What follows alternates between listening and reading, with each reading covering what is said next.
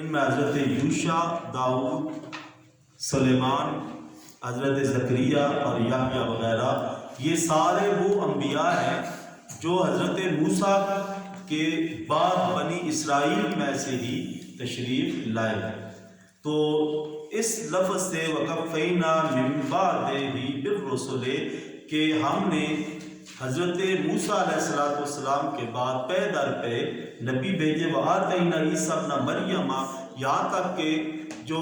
نبیوں کا یہ سلسلہ ہے وہ حضرت عیسیٰ علیہ السلام تک پہنچ گیا۔ پھر حضرت عیسیٰ علیہ السلام کے بارے میں فرمایا کہ وَآتَيْنَا عِیسیٰ ابْنَ مَرْیَمَ الْبَیِّنَاتِ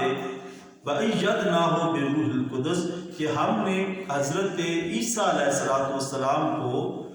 بڑی واضح نشانیاں دے کے بھیجا۔ اب ان بینات سے مراد، واضح نشانیوں سے مراد یہ ہے کہ حضرت موسیٰ علیہ السلام کو بہت زیادہ معجزات عطا کر کے بھیجے، جن میں مردوں کا زندہ ہونا،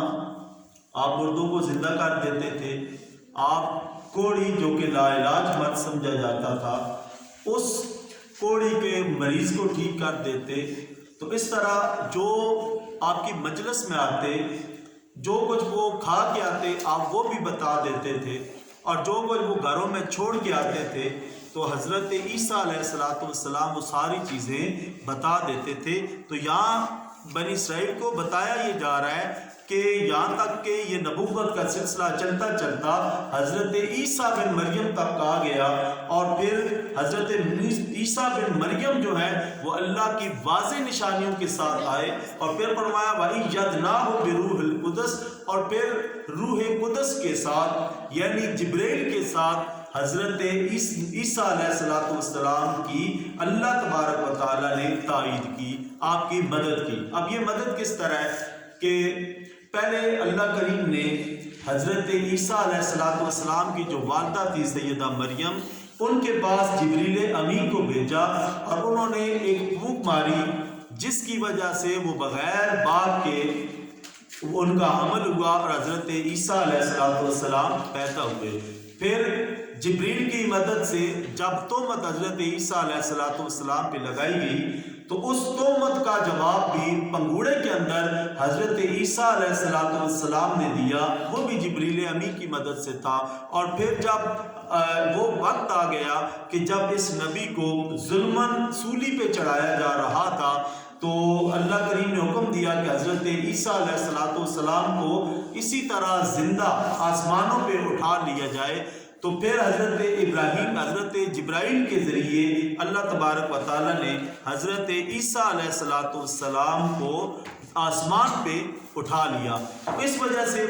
فرمایا کہ یہ نبوت کا سلسلہ چلتا چلتا حضرت عیسیٰ بن مریم تک آیا، جو بڑے معجزات اور واضح نشانیاں لے کے آئے، اور پھر اللہ کریم نے ان کی مدد فرشتوں کے ذریعے کی۔ أَفَكُلَّمَا جَاءَكُمْ رَسُولٌ بِمَا لَا تَهْوَىٰ أَنفُسُكُمْ اسْتَكْبَرْتُمْ۔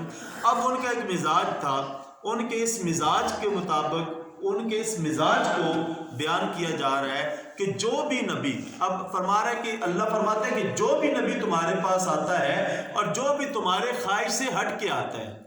بِمَا لَا تَهْوَىٰ أَنفُسُكُمْ اسْتَكْبَرْتُمْ، اس کا مطلب یہ ہے کہ جو بھی تمہارے خواہش سے ہٹ کے آتا ہے یا کوئی ایسا حکم لے کے آتا ہے جو تمہاری خواہشات سے ہٹ کے ہوتا ہے، تم کیا کرتے ہو؟ استکبرتم، تم اس پر تکبر کرتے ہو، ان کا انکار کر دیتے ہو، ٹھیک ہے۔ فَفَرِيقًا كَذَّبْتُمْ، تم میں کچھ لوگ ایسے ہیں کہ جو ان کا انکار کر دیتے ہیں، وَفَرِيقًا تَقْتُلُونَ، اور کچھ لوگ ایسے ہیں کہ جو انبیاء کو ظلماً قتل کر دیتے ہیں۔ اور جنہوں نے انکار کیا، اب انہوں نے انکار بے شمار رسولوں کا انکار کیا، اور پھر قتل حضرت زکریا علیہ السلام کو ظلماً قتل کیا گیا، حضرت یحییٰ علیہ السلام کو ظلماً قتل کیا گیا، اس طرح کئی انبیاء کو انہوں نے قتل کیا۔ تو فرمایا کہ تم اپنی خواہش کے مطابق چاہتے ہو، اب رسول اللہ صلی اللہ علیہ وآلہ وسلم تمہارے پاس آئے ہیں تو اللہ کا یہ نبی ہے، تم کس وجہ سے ان کا انکار کر رہے ہو؟ ان کے انکار کرنے کی وجہ کیا ہے؟ اپنی ضد اور بغاوت کی وجہ سے تم اللہ کے سچے نبی کی جو ہے انکار کر رہے ہو، اور اس بات پہ انکار کر رہے ہو کہ وہ نبی جو ہے وہ تمہارے خاندان میں سے یا تم بنی اسرائیل میں سے نہیں آیا، بلکہ وہ بنو عدنان میں سے اور بنو ہاشم میں سے حضور علیہ الصلوۃ والسلام تشریف لائے تھے۔ تو جب حضور علیہ الصلوۃ والسلام تشریف لائے، اب تم نے انکار کرنا شروع کر دیا ہے، حالانکہ تمہارا انکار بنتا نہیں ہے۔ اب جب رب العالمین نے انہیں بے شمار دلائل دیے اور دلیلیں قرآن بیچ کے دلیلیں دے کے ان کو بات سمجھائی، لیکن اس کے باوجود بھی وہ انکار کر دیتے ہیں، اور ڈٹھائی کی انتہا یہ ہے کہ وہ کہتے ہیں وَقَالُوا قُلُوبُنَا غُلْفٌ، کہ ہمارے جو دل ہیں وہ غلاف کے اندر ہیں، یعنی غلاف کے اندر جس طرح کوئی چیز لپیٹ دی جاتی ہے، اس طرح ہمارے دلوں کے اوپر پردہ ہے، ہمارے دلوں کے اوپر ایک غلاف ہے، وہ چھپے ہوئے ہیں۔ یعنی آپ جو دلیل سے بات کر رہے ہیں، یا آپ جو ہمیں سمجھانے کی کوشش کر رہے ہیں، یا آپ جو پیغام ہمارے دلوں تک بھیجنا چاہ رہے ہیں، ہمارے دلوں کے اوپر پردہ ہے، آپ کا وہ پیغام ہمارے دلوں تک نہیں پہنچے گا۔ اب انہوں نے صاف انکار کر دیا۔ اب خود غور فرمائیے کہ جب کوئی حقیقت کو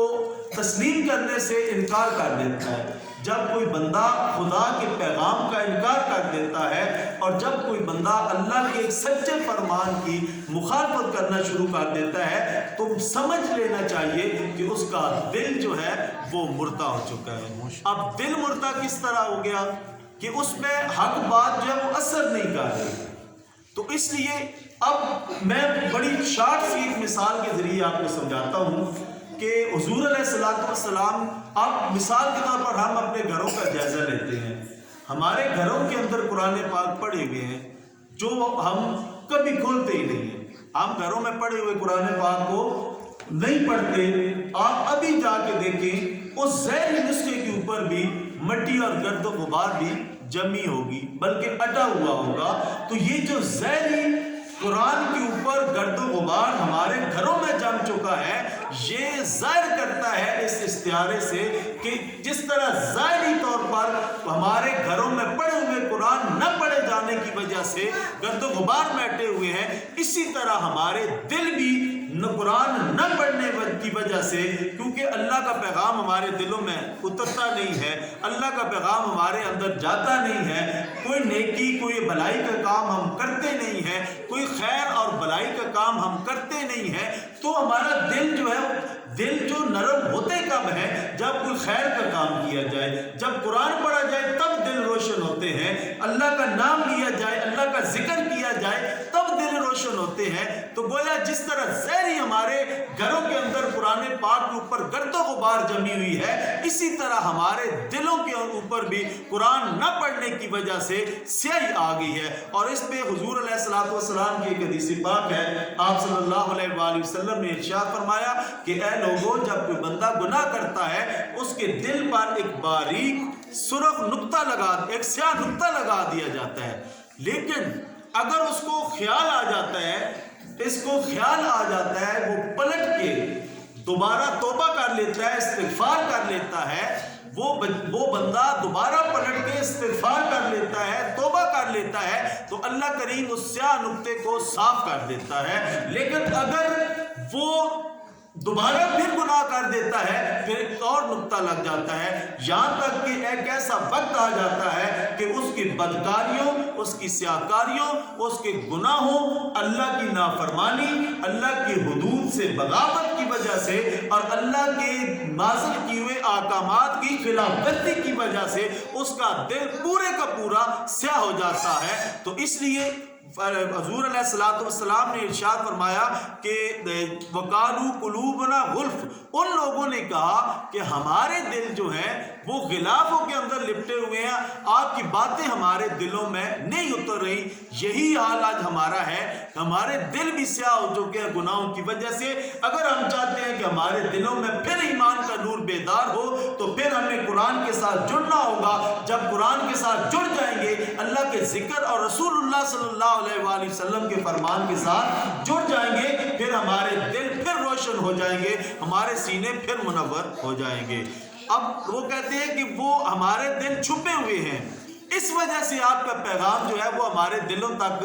نہیں پہنچ سکتا. لیکن رب کہتا ہے کہ ان کے دل لپیٹے گئے نہیں ہیں، بلکہ بل لعنہم اللہ بکفرہم، بلکہ ان کے کفر کی وجہ سے، ان کے رب کو انکار کرنے کی وجہ سے، رب کے پیغام کی مخالفت کی وجہ سے اور رب کے بتائے ہوئے احکامات کی خلاف ورزی کی وجہ سے اللہ کریم نے ان کے دلوں پر لعنت کر دی ہے. اور جن کے دلوں پر اللہ لعنت کر دیتا ہے پھر انہیں کوئی بھی ہدایت نہیں دے سکتا. تو اس لیے فرمایا کہ جو تمہارے دل ہیں وہ غلافوں میں لپٹے ہوئے نہیں ہیں، بلکہ ان دلوں میں اللہ نے انکار کی وجہ سے، اللہ کے احکامات کی خلاف ورزی کی وجہ سے اللہ تبارک و تعالیٰ نے لعنت کر دی ہے. اور لعنت کا مطلب کیا ہے؟ لعنت کا مطلب یہ ہوتا ہے کہ وہ اللہ کی رحمت سے دور ہو جاتی ہے. اب ہر چیز کے لیے اللہ کی رحمت ہے، ہر نفس کے لیے اللہ کی رحمت ہے. 18,000 جہان اور عالموں کے لیے،